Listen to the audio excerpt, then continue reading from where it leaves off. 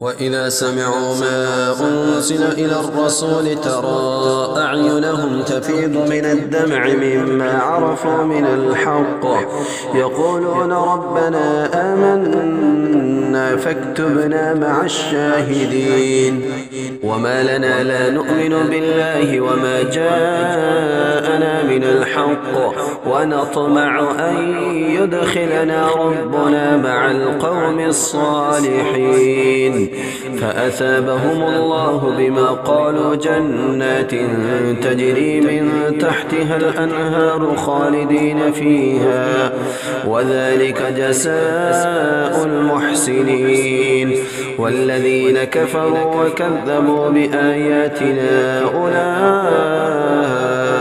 أصحاب الجحيم يا أيها الذين آمنوا لا تحرموا طيبات ما أحل الله لكم ولا تعتدوا إن الله لا يحب المعتدين وكلوا مما رزقكم الله حلالا طيبا واتقوا الله الذي أنتم به مؤمنون لا يؤاخذكم الله باللغو في أيمانكم ولكن يؤاخذكم بما عقدتم الأيمان فكفارته إطعام 10 مساكين من أوسط ما تطعمون أهليكم أو كسوتهم أو تحرير رقبة فمن لم يجد فصيام 3 أيام ذلك كفارة أيمانكم إذا حلفتم واحفظوا أيمانكم كذلك يبين الله لكم آياته لعلكم تشكرون يا أيها الذين آمنوا إنما الخمر والميسر والأنصاب والأزلام رجس من عمل الشيطان فاجتنبوه لعلكم تفلحون إنما يريد الشيطان أن يوقع بينكم العداوة والبغضاء في الخمر والميسر ويصدكم عن ذكر الله وعن الصلاة فهل أنتم منتهون وأطيعوا الله وأطيعوا الرسول واحذروا فإن توليتم فاعلموا أنما على رسولنا البلاغ المبين ليس على الذين آمنوا وعملوا الصالحات جناح فيما طعموا إذا ما اتقوا وآمنوا وعملوا الصالحات ثم اتقوا وآمنوا ثم اتقوا وأحسنوا والله يحب المحسنين يا أيها الذين آمنوا ليبلونكم الله بشيء من الصيد تناله أيديكم ورماحكم ليعلم الله من يخافه بالغيب فمن اعتدى بعد ذلك فله عذاب أليم يا أيها الذين آمنوا لا تقتلوا الصيد وأنتم حرم ومن قتله منكم متعمدا فجزاء مثل ما قتل من النعم يحكم به ذوى عدل منكم هديا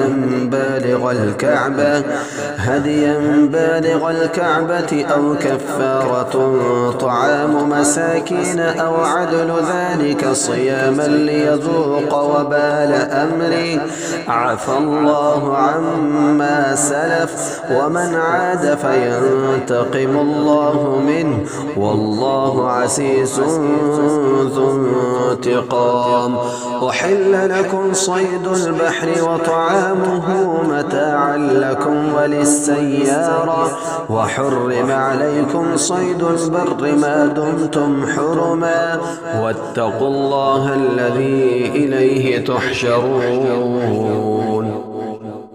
جعل الله الكعبة البيت الحرام قياما للناس والشهر الحرام والهدي والقلائد ذلك لتعلموا أن الله يعلم ما في السماوات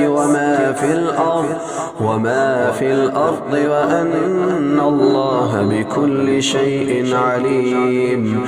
اعلموا أن الله شديد العقاب وأن الله غفور رحيم. ما على الرسول إلا البلاغ والله يعلم ما تبدون وما تكتمون. قل لا يستوي الخبيث والطيب ولو أعجبك كثرة الخبيث فاتقوا الله يا أولي الألباب لعلكم تفلحون. يا أيها الذين آمنوا لا تسألوا عن أشياء إن تبد لكم تسؤكم وإن تسألوا عنها حين ينزل القرآن تبد لكم عفى الله عنها والله غفور حليم. قد سألها قوم من قبلكم ثم أصبحوا بها كافرين. ما جعل الله من بحيرة ولا سائبة ولا وصيلة ولا حام ولكن الذين كفروا يفترون على الله الكذب وأكثرهم لا يعقلون. وإذا قيل لهم تعالوا إلى ما أنزل الله وإلى الرسول قالوا حسبنا ما وجدنا عليه آباءنا أولو كان آباؤهم لا يعلمون شيئا ولا يهتدون. يا أيها الذين آمنوا عليكم أنفسكم لا يضركم من ضل إذا اهتديتم إلى الله مرجعكم جميعا فينبئكم بما كنتم تعملون. يا أيها الذين آمنوا شهادة بينكم إذا حضر أحدكم الموت حين الوصية اثنان ذوى عدل منكم أو آخران من غيركم إن أنتم ضربتم في الأرض فأصابتكم مصيبة الموت تحبسونهما من بعد الصلاة فيقسمان بالله إن ارتبتم لا نشتري به ثمنا ولو كان ذا قربى ولا نكتم شهادة الله إنا إذا لمن الآثمين. فإن عثر على أنهما استحقا إثما فآخران يقومان مقامهما من الذين استحق عليهم الأوليان فيقسمان بالله لشهادتنا أحق من شهادتهما وما اعتدينا إنا إذا لمن الظالمين. ذلك أدنى أن يأتوا بالشهادة على وجهها أو يخافوا أن ترد أيمان بعد أيمانهم واتقوا الله واسمعوا والله لا يهدي القوم الفاسقين. يوم يجمع الله الرسل فيقول ماذا أجبتم قالوا لا علم لنا إنك أنت علام الغيوب. إذ قال الله يا عيسى ابن مريم اذكر نعمتي عليك وعلى والدتك إذ أيدتك بروح القدس تكلم الناس في المهد وكهلا وإذ علمتك الكتاب والحكمة والتوراة والإنجيل وإذ تخلق من الطين كهيئة الطير بإذني فتنفخ فيها فتكون طيرا بإذني وتبرئ الأكمه والأبرص بإذني وإذ تخرج الموتى بإذني وإذ كففت بني إسرائيل عنك إذ جئتهم بالبينات بالبينات فقال الذين كفروا منهم إن هذا إلا سحر مبين. وإذ أوحيت إلى الحواريين أن آمنوا بي وبرسولي قالوا آمنا واشهد بأننا مسلمون. إذ قال الحواريون يا عيسى ابن مريم هل يستطيع ربك أن ينزل علينا مائدة من السماء؟ قال اتقوا الله إن كنتم مؤمنين. قالوا نريد أن نأكل منها وتطمئن قلوبنا ونعلم أن قد صدقتنا ونكون عليها من الشاهدين. قال عيسى ابن مريم اللهم ربنا أنزل علينا مائدة من السماء تكون لنا عيدا لأولنا وآخرنا وآية منك وارزقنا وأنت خير الرازقين. قال الله إني منزلها عليكم فمن يكفر بعد منكم فإني أعذبه عذابا لا أعذبه أحدا من العالمين. وإذ قال الله يا عيسى ابن مريم أأنت قلت للناس اتخذوني وأمي إلهين من دون الله؟ قال سبحانك ما يكون لي أن أقول ما ليس لي بحق إن كنت قلته فقد علمته تعلم ما في نفسي ولا أعلم ما في نفسك إنك أنت علام الغيوب. ما قلت لهم إلا ما أمرتني به أن اعبدوا الله ربي وربكم وكنت عليهم شهيدا ما دمت فيهم فلما توفيتني كنت أنت الرقيب عليهم وأنت على كل شيء شهيد. إن تعذبهم فإنهم عبادك وإن تغفر لهم فإنك أنت العزيز الحكيم. قال الله هذا يوم ينفع الصادقين صدقهم لهم جنات تجري من تحتها الأنهار خالدين فيها أبدا رضي الله عنهم ورضوا عنه ذلك الفوز العظيم. لله ملك السماوات والأرض وما فيهن وهو على كل شيء قدير. بسم الله الرحمن الرحيم. الحمد لله الذي خلق السماوات والأرض وجعل الظلمات والنور ثم الذين كفروا بربهم يعدلون. هو الذي خلقكم من طين ثم قضى أجلا وأجل مسمى عنده ثم أنتم تمترون. وهو الله في السماوات وفي الأرض يعلم سركم وجهركم ويعلم ما تكسبون وما تأتيهم من آية من آيات ربهم إلا كانوا عنها معرضين.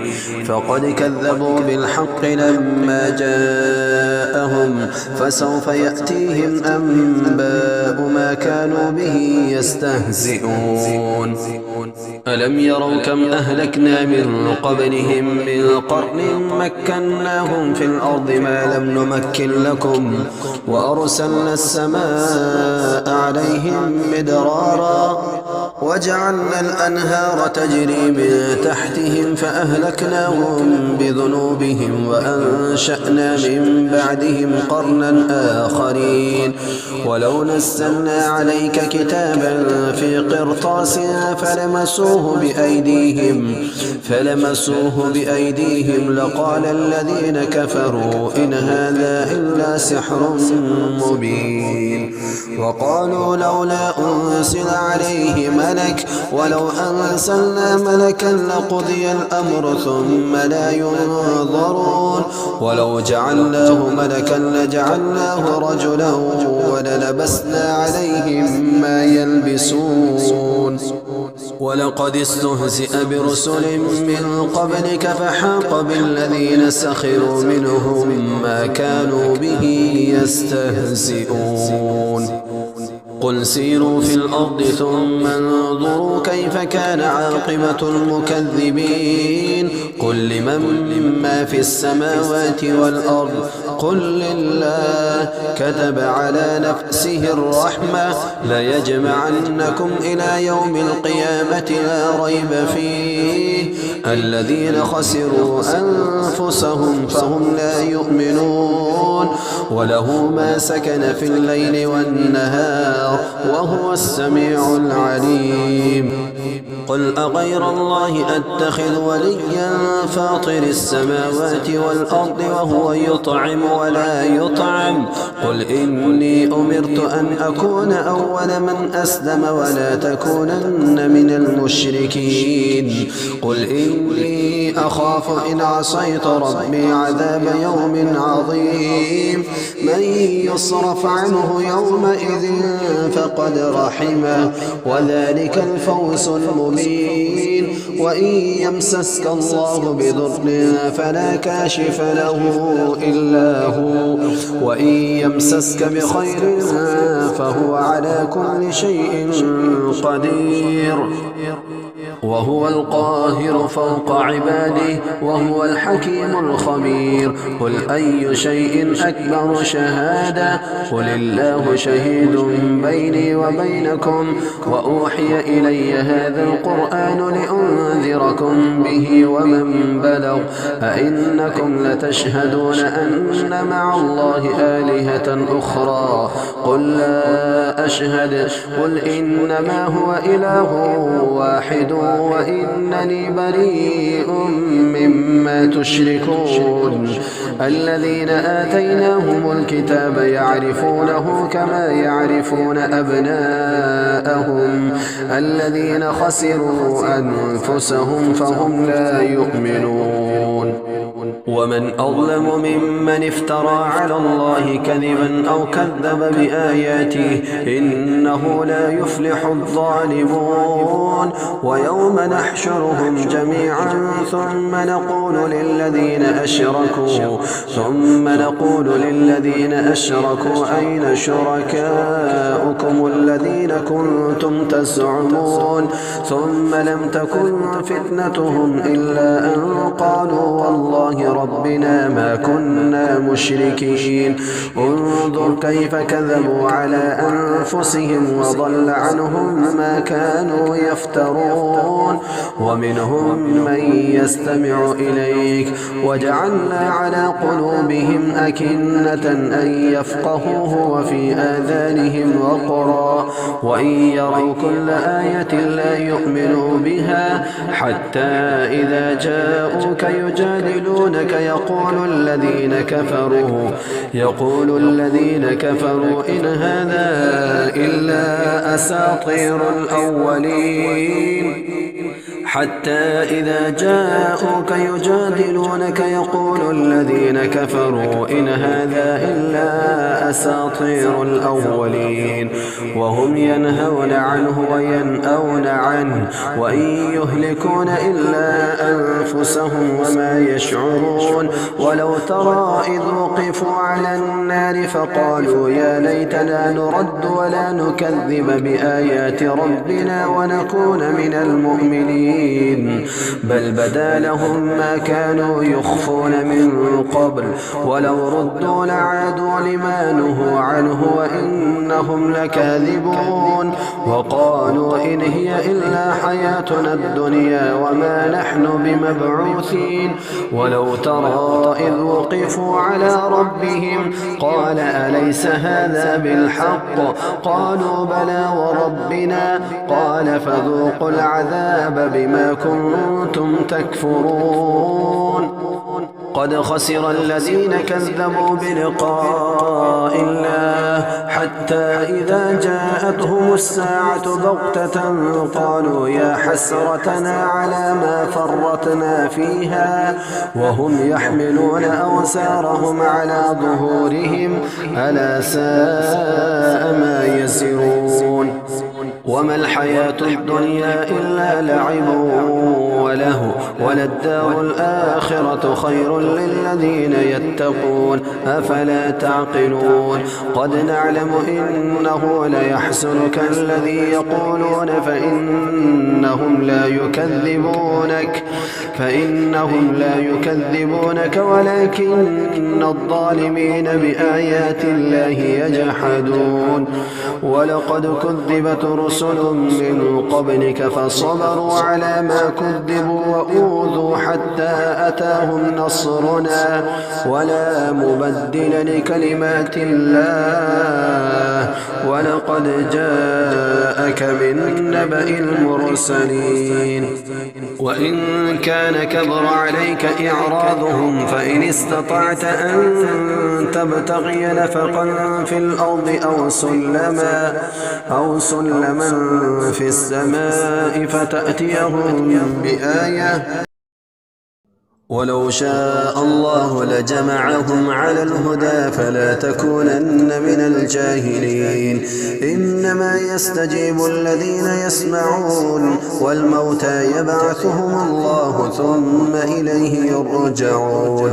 وقالوا لولا نزل عليه آية من ربه قل إن الله قادر على أن ينزل آية ولكن أكثرهم لا يعلمون وما من دابة في الأرض ولا طائر يطير بجناحيه إلا أمم أمثالكم ما فرطنا في الكتاب من شيء ثم إلى ربهم يحشرون والذين كذبوا بآياتنا صم وبكم في الظلمات من يشاء الله يضلل ومن يشاء يجعله على صراط مستقيم قل أرأيتكم إن أتاكم عذاب الله أو أتتكم الساعة غير الله تدعون إن كنتم صادقين بل إياه تدعون فيكشف ما تدعون إليه إن شاء وتنسون ما تشركون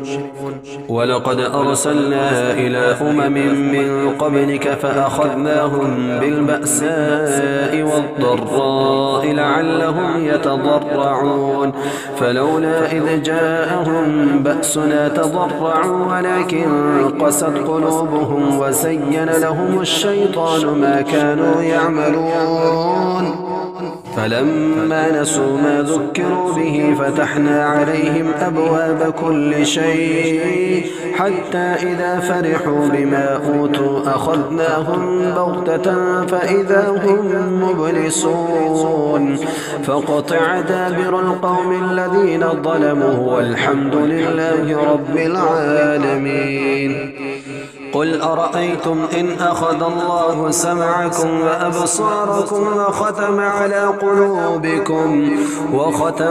قلوبكم من إله غير الله يأتيكم به انظر كيف نصرف الآيات ثم هم يصدفون قل أرأيتكم إن أتاكم عذاب الله بغتة أو جهرة هل يهلك إلا القوم الظالمون وما نرسل المرسلين إلا مبشرين ومنذرين فمن آمن وأصلح فلا خوف عليهم ولا هم يحزنون والذين كذبوا بآياتنا يمسهم العذاب بما كانوا يفسقون قل لا أقول لكم عندي خزائن الله ولا أعلم الغيب ولا أقول لكم إني ملك إن أتبع إلا ما يوحى إلي قل هل يستوي الأعمى والبصير أفلا تتفكرون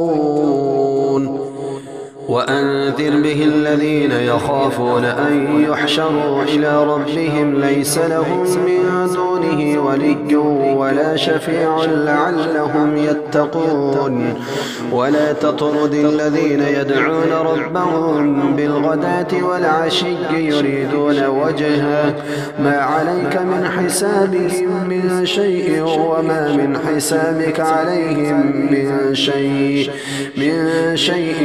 فتطردهم فتكون من الظالمين وكذلك فتنا بعضهم ببعض ليقولوا أهؤلاء من الله عليهم من بيننا أليس الله بأعلم بالشاكرين وإذا جاءك الذين يؤمنون بآياتنا فقل سلام عليكم كتب ربكم على نفسه الرحمة أنه من عمل منكم سوءا بجهالة ثم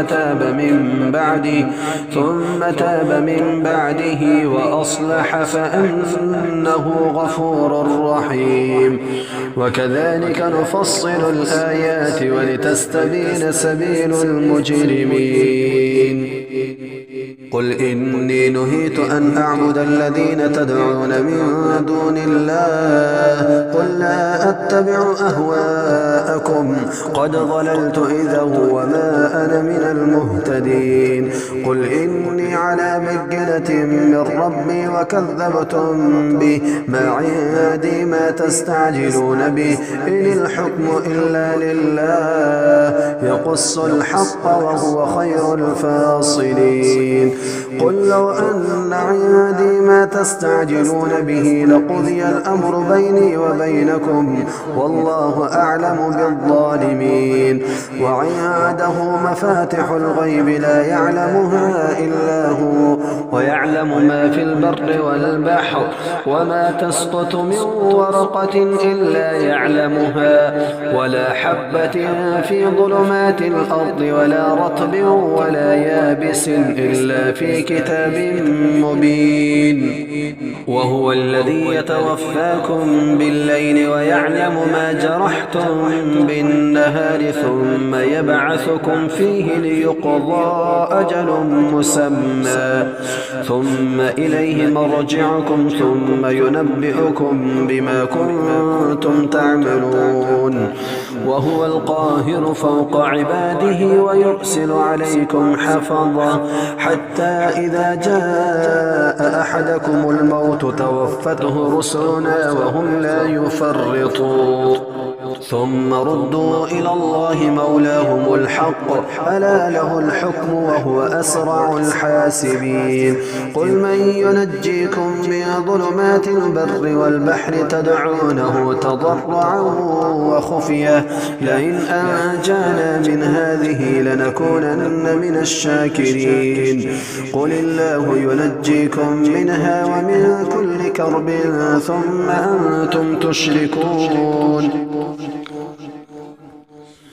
قل هو القادر على أن يبعث عليكم عذابا من فوقكم أو من تحت أرجلكم قل هو القادر على أن يبعث عليكم عذابا من فوقكم أو من تحت أرجلكم أو يلبسكم شيعا ويذيق بعضكم بأس بعض انظر كيف نصرف الآيات لعلهم يفقهون وكذب به قومك وهو الحق قل لست عليكم بوكيل لكل نبأ مستقر وسوف تعلمون وإذا رأيت الذين يخوضون في آياتنا فأعرض عنهم حتى يخوضوا في حديث غيره وإما ينسينك الشيطان فلا تقعد بعد الذكرى مع القوم الظالمين. وما على الذين يتقون من حسابهم من شيء ولكن ذكرى لعلهم يتقون. وذر الذين اتخذوا دينهم لعبا ولهوا وغرتهم الحياة الدنيا وذكر به أن تبسل نفس بما كسبت ليس لها من دون الله ولي ولا شفيع. وإن تعدل كل عدل لا يؤخذ منها. أولئك الذين أبسلوا بما كسبوا لهم شراب من حميم وعذاب أليم بما كانوا يكفرون. قل أندعو من دون الله ما لا ينفعنا ولا يضرنا ونرد على أعقابنا بعد إذ هدانا الله كالذي استهوته الشياطين في الأرض حيران له أصحاب يدعونه إلى الهدى ائتنا.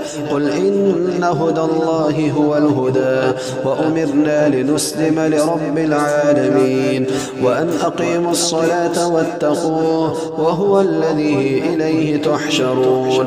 وهو الذي خلق السماوات والأرض بالحق ويوم يقول كن فيكون قوله الحق وله الملك يوم ينفخ في الصور عالم الغيب والشهادة وهو الحكيم الخبير.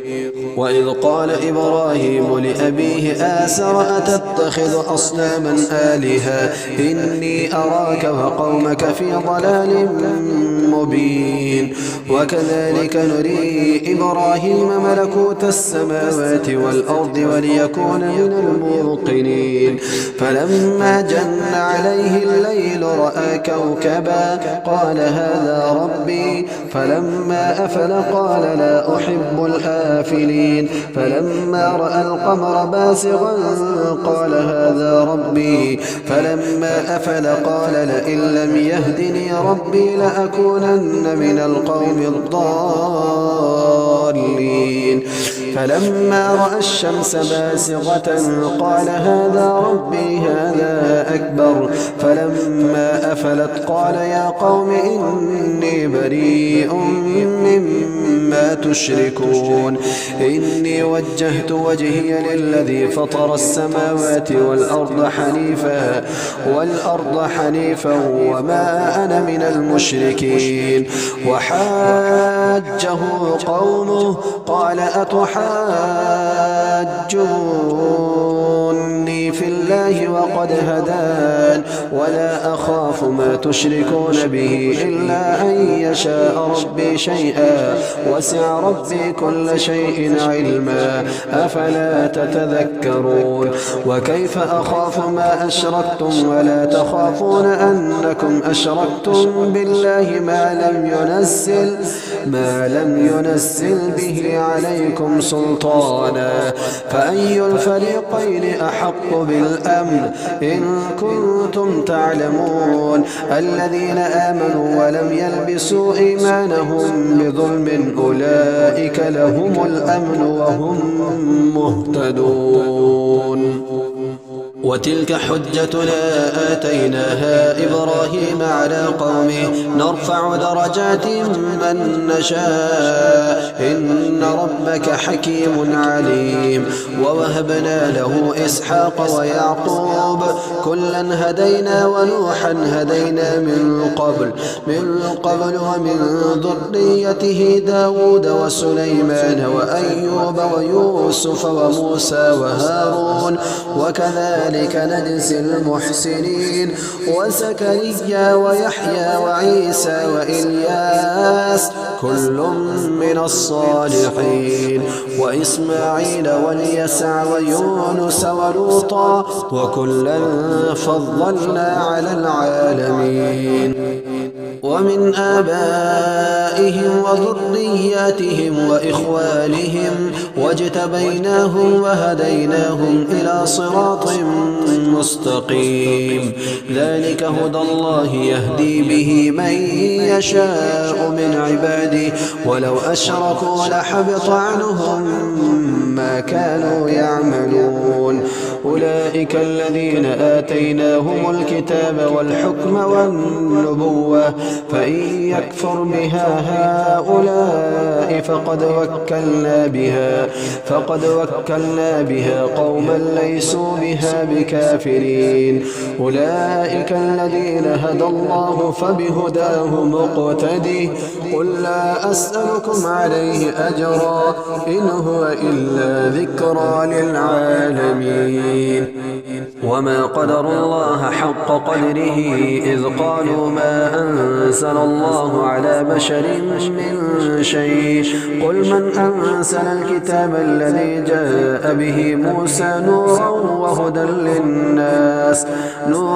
وهدى للناس تجعلونه قراطيس تبدونها وتخفون كثيرا وعلمتم ما لم تعلموا أنتم ولا آباؤكم قل الله ثم ذرهم في خوضهم يلعبون وهذا كتاب أنزلناه مبارك مصدق الذي بين يديه ولتنذر أم القرى ومن حولها والذين يؤمنون بالآخرة يؤمنون به وهم على صلاتهم يحافظون ومن أظلم ممن افترى على الله كذبا أو قال أوحي إلي ولم يوحى إليه شيء ومن قال سأنزل مثل ما أنزل الله ولو ترى إذ الظالمون في غمرات الموت والملائكة باسطوا أيديهم أخرجوا أنفسكم اليوم تجزون عذاب الهون بما كنتم تقولون على الله غير الحق وكنتم عن آياته تستكبرون ولقد جئتمونا فرادا كما خلقناكم أول مرة وتركتم ما خولناكم وراء ظهوركم وما نرى معكم شفعاءكم الذين زعمتم أنهم فيكم شركاء لقد تقطع بينكم وضل عنكم ما كنتم تزعمون إن الله فالق الحب والنوى يخرج الحي من الميت ومخرج الميت من الحي ذلكم الله فأنى تؤفكون فالق الإصباح وجعل الليل سكنا والشمس والقمر حسبانا ذلك تقدير العزيز العليم وهو الذي جعل لكم النجوم لتهتدوا بها في ظلمات البر والبحر قد فصلنا الآيات لقوم يعلمون وهو الذي أنشأكم من نفس واحدة فمستقر ومستودع قد فصلنا الآيات لقوم يفقهون وهو الذي أنزل من السماء ماء فأخرجنا به نبات كل شيء فأخرجنا منه خضرا نخرج منه حبا متراكبا ومن النخل من طلعها قنوان دانية وجنات من أعناب والزيتون والرمان مشتبها وغير متشابه انظروا إلى ثمره إذا أثمر وينعه إن في ذلكم لآيات لقوم يؤمنون وجعلوا لله شركاء الجن وخلقهم وخرقوا له بنين وبنات بغير علم سبحانه وتعالى عما يصفون بديع السماوات والأرض أنى يكون له ولد ولم تكن له صاحبة وخلق كل شيء وهو بكل شيء عليم. ذلكم الله ربكم لا إله إلا هو خالق كل شيء فاعبدوه وهو على كل شيء وكيل. لا تدركه الأبصار وهو يدرك الأبصار وهو اللطيف الخبير. قد جاءكم بصائر من ربكم فمن أبصر فلنفسه ومن عمي فعليها وما أنا عليكم بحفيظ. وكذلك نصرف الآيات وليقولوا درست ولنبينه لقوم يعلمون. اتبع ما أوحي إليك من ربك لا إله إلا هو وأعرض عن المشركين. ولو شاء الله ما أشركوا وما جعلناك عليهم حفيظا وما أنت عليهم بوكيل. ولا تسبوا الذين يدعون من دون الله فيسبوا الله عدوا بغير علم. كذلك زينا لكل أمة عملهم ثم إلى ربهم مرجعهم فينبئهم بما كانوا يعملون. وأقسموا بالله جهد أيمانهم لئن جاءتهم آية ليؤمنن بها. قل إنما الآيات عند الله وما يشعركم أنها إذا جاءت لا يؤمنون. ونقلب أفئدتهم وأبصارهم كما لم يؤمنوا به أول مرة ونذرهم في طغيانهم يعمهون.